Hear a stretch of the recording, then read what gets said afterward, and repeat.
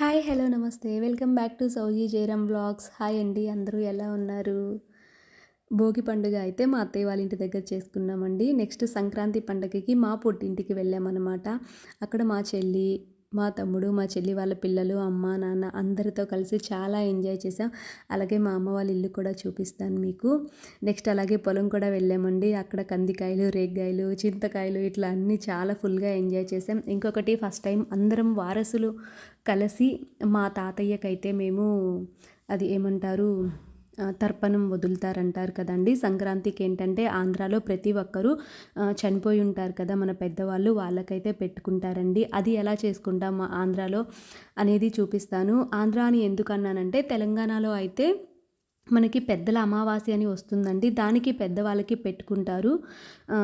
మాకు ఆంధ్రాలో ఏంటంటే సంక్రాంతి రోజు చేస్తారండి. ఆ ప్రాసెస్ అంతా ఎలా చేస్తారు ఏంటి అని చూపిస్తాను. వీడియో స్కిప్ చేయకుండా చూడండి. ఫస్ట్ టైం ఎవరైనా మన ఛానల్ చూస్తుంటే ప్లీజ్ సబ్స్క్రైబ్ చేయండి, లైక్ చేయండి, షేర్ చేయండి. Thank you. లేట్ చేయకుండా వీడియోలోకి వెళ్ళిపోదాం. ముందుగా అయితే మా ఇంటి దగ్గర ముగ్గు అవన్నీ వేసుకొని ఎర్లీ మార్నింగ్ టిఫిన్ అది తినేసి ఇంక అక్కడి నుంచి మా ఊరైతే స్టార్ట్ అయ్యామండి. మా ఊరు ఒక 1 అవర్ అలా పడుతుంది మా అత్తయ్య వాళ్ళ ఊరి దగ్గర నుంచి వెళ్ళడానికి. పొదిలి అండి మాది. పొదిలి పక్కన గుండ్ల సముద్రం అంటాం మేము. సో అక్కడికి వెళ్ళిన తర్వాత మేము వెళ్ళేసరికి మా అమ్మ అన్నీ రెడీ చేస్తుంది. ఏమవుతుందంటే ఆ రోజు ఊర్లో చాలామంది ఇళ్ళకి ఇలా బ్రాహ్మిన్స్ వస్తారండి.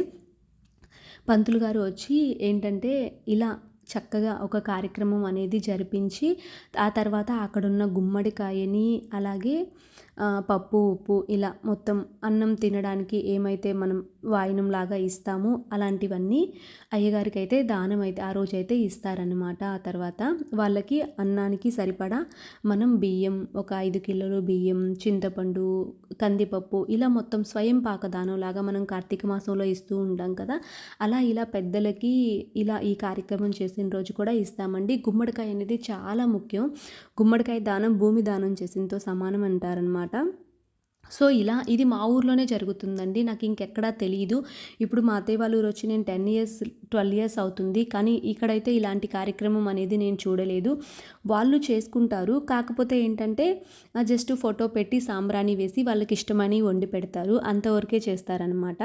కానీ మా ఊర్లో నేను చిన్నప్పటి నుంచి చూస్తున్నానండి. నాకు తెలిసినప్పుడు ప్రతి ఒక్క ఇంట్లో ఎవరైతే ఈ పెద్దలకి ఈ కార్యక్రమం చేసుకోవాలనుకుంటున్నారో అందరి ఇళ్ళకి ఆ రోజు మార్నింగ్ నుంచి ఈవినింగ్ వరకు అయ్యగారు వెళ్తూనే ఉంటాడండి. అందరి ఇళ్ళకి వెళ్ళి ఇలా చక్కగా ఒక 2 అవర్స్ 1 అవర్ కూర్చొని కార్యక్రమం మొత్తం చేసి వస్తారనమాట. ఇది నాకు మా ఊర్లో నాకు చాలా బాగా నచ్చే విషయం అనమాట ఇదైతే. ఈసారి ముఖ్యంగా చాలా హ్యాపీనెస్ ఏంటంటే మా తాతయ్య ఆత్మ అయితే చాలా హ్యాపీగా ఫీల్ అవుతుంది. చాలా సంతోషంగా ఉంటుందని నేను అనుకున్నాను. ఎందుకంటే ఫస్ట్ టైము మా తమ్ముడు వచ్చాడు బెంగళూరు నుంచి, నేను హైదరాబాద్ నుంచి, మా హస్బెండ్, మా పిల్లలు, నేను వచ్చాము. అలాగే మా చెల్లి వాళ్ళ పిల్లలు అందరం వచ్చామన్నమాట. అందరూ మనవరాళ్ళు, ముని మనవరాళ్ళు, ముని మనవళ్ళ మధ్యలో జరిగింది కదా ఈ కార్యక్రమం అనేది. అంటే ఒకరుంటే ఒకరు మిస్ అవుతామన్నమాట.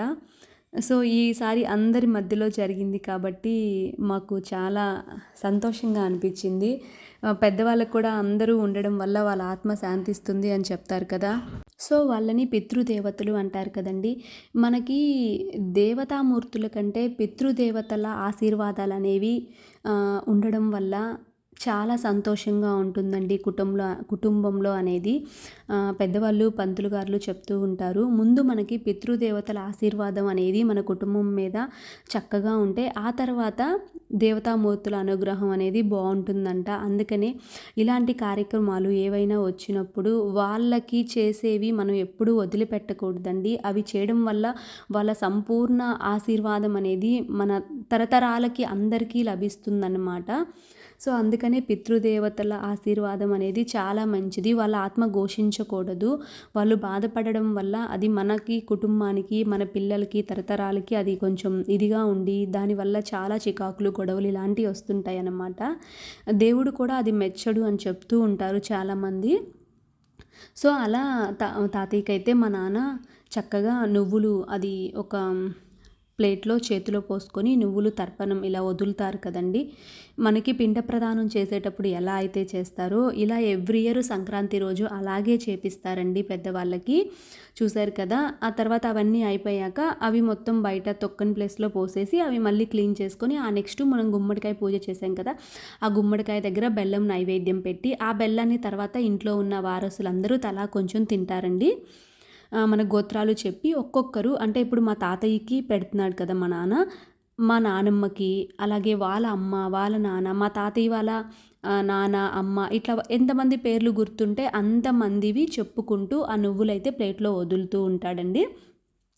మా నాన్న తర్వాత నెక్స్ట్ మా తమ్ముడు అనమాట వారసత్వం. అట్లా వాళ్ళు చేయాలి, ఆడపిల్లలుగా మేము చెయ్యకూడదు అంట. కానీ వాటిల్లో మేము పాల్గొనవచ్చు, వాళ్ళకి వాళ్ళ ఆత్మ తృప్తి చెందుతుంది కాబట్టి ఇలా చేసుకున్నాం అనమాట. చాలా హ్యాపీగా అనిపించింది ఆ రోజు. మేము ఆ పండుగ రోజు మా ఇంటికి వెళ్ళడం నాకు చాలా హ్యాపీగా అనిపించింది అనమాట. ఆ పూజలో మేము కూడా పాల్గొన్నాం కాబట్టి. మా తాతయ్య అంటే నాకు చాలా ఇష్టం అండి. నన్ను చాలా బాగా చూసుకునేవాడు మా తాతయ్య. నేను సెవెంత్ క్లాస్లో ఉన్నప్పుడే తన యాక్సిడెంట్లో చనిపోయాడనమాట. సో అది ఇప్పుడు తలుచుకున్న నాకు చాలా ఏడుపు వచ్చిద్ది. అంటే చాలా చిన్న వయసులోనే చనిపోయాడు. మా తాతయ్య మా కుటుంబానికి చాలా అండగా ఉండేవాడు. సో ఆ తర్వాత గణపతిని కూడా చేసి ఆ గుమ్మడికాయ మీద పెట్టి గణపతి పూజ కూడా కంప్లీట్ అయిపోయిందండి. నెక్స్ట్ ఇలా చూసారు కదా, స్వయం పాకదానం, ఉప్పు, పప్పు, కూరగాయలు, బియ్యం, కందిపప్పు ఇవన్నీ గుమ్మడికాయతో కలిపి అయ్యగారికి దానం ఇస్తారనమాట. నెక్స్ట్ ఇంకా వాళ్ళకి దక్షిణ పెట్టి పూజ చేసినందుకు తాంబూలం ఇచ్చి ఆశీర్వాదం అయితే తీసుకుంటారు. చూశారు కదా, మా అమ్మ నాన్న అంటే కొడుకు కోడలుగా ముందు వాళ్ళే చేయాలి, ఆ తర్వాత తరం మా తమ్ముడు వాళ్ళ వైఫ్ ఇలా చేస్తారనమాట. సో చూశారు కదా, ఇలా నెక్స్ట్ వాళ్ళు ఇచ్చిన తర్వాత ఇంకా మా తమ్ముడు, మా చెల్లి వాళ్ళ పిల్లలు, నేను, మా హస్బెండ్, మా మరిది అయితే ఆ రోజు మిస్ అయ్యాడండి. తను వేరే పని మీద బయటకు వెళ్ళాడు, అందుకనే లేడు. ఇంకా వాళ్ళ తర్వాత నేను, మా హస్బెండ్ కూడా మేము కూడా కొంచెం దక్షిణ పెట్టి ఆశీర్వాదం అయితే తీసుకున్నాము. సో చూశారు కదా, చాలా బాగా అనిపించిందండి. ఇలాంటప్పుడు పెద్దవాళ్ళతో పాటు బ్రాహ్మణుల ఆశీర్వాదం కూడా చాలా మంచిది అండి. వాళ్ళ నోటితో ఆశీర్వదించింది తదాస్తు అంటారంట, తదాస్తు దేవతలు. ఆ తర్వాత చూశారు కదా, ఇలా మా తాతయ్యకి మా నాన్న కొత్త బట్టలు పెట్టుకొని నెక్స్ట్ వాళ్ళకి ఇష్టమైనవి, మా తాతయ్యకి పొంగలి అంటారు కదా, బెల్లం పాయసం అంటే చాలా ఇష్టం, అది ఇంకా అరిసెలు, ఇట్లా తనకి ఇష్టమైనవి తన ఫోటో దగ్గర పెట్టేసి ఆ తర్వాత ఇలా అందరం కలిసి ఇలా నిప్పుల్లో సాంబ్రాణి ధూపం వేసి ఇట్లా వాటర్ వారులాగా పోసి అందరూ నమస్కారం చేసుకున్నామండి. మా తాతయ్య నా కడుపును పుట్టాడని అందరూ నమ్ముతారు. నా పెద్ద బిడ్డ మా తాతయ్యలాగే ఉంటాడనమాట. నన్ను వాళ్ళు చాలా బాగా పెంచుకున్నారనమాట అప్పట్లో. ఆయనే నా కడుపును పుట్టాడని అందరు నమ్ముతాడు. వాడి రూపం కూడా అలాగే ఉంటుంది. సో ఆ పూజా కార్యక్రమం అయిన తర్వాత అందరం కలిసి అన్నం తినేసి ఇలా సరదాగా పొలం